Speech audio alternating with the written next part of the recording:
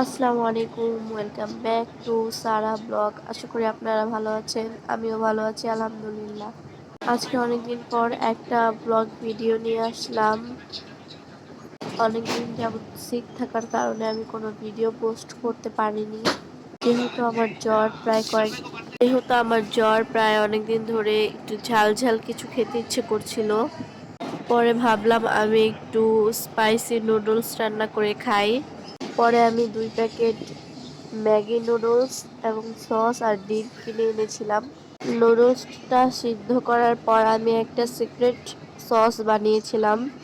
পরে আমি এখানে একটু পেঁয়াজ অ্যাড করেছি, তাহলে টেস্টটা একটু ভালো আসে।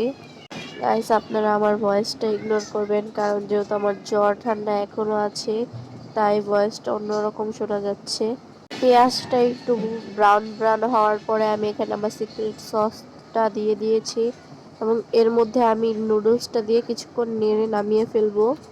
নুডলসটা নামানোর পর আমি ছোট একটা বাটিতে সার্ভ করে নিয়েছিলাম নিজের জন্য, আর একটা ডিম পোচ করে নিয়েছিলাম। যেহেতু এটা অনেক ঝাল, তাই এটার সাথে ঝালটা ব্যালেন্স করার জন্য একটা ডিম আমি নিয়েছি। নুডলসটা আসলে খুব ঝাল এবং অনেক ইয়াম্মি হয়েছিল।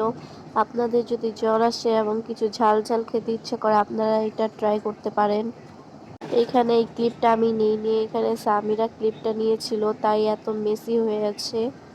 ভিডিওটা ভালো লেগে থাকলে আপনারা অবশ্যই like, comment, share and subscribe করবেন। এরপর যেহেতু খুব গলা ব্যথা করছিল, তারপর আমার কাজিন আমাকে চা বানিয়ে দিয়েছিল, আমি চাটা খেয়েছিলাম। যেহেতু আমার গলা ব্যথা ছিল, তাই আমার কাজিন আমাকে চা বানিয়ে দিয়েছিল, আমি সেটা খেয়েছি। ভিডিওটা ছিল এই পর্যন্তই। সবাই ভালো থাকবেন, সুস্থ থাকবেন। আল্লাহ হাফেজ।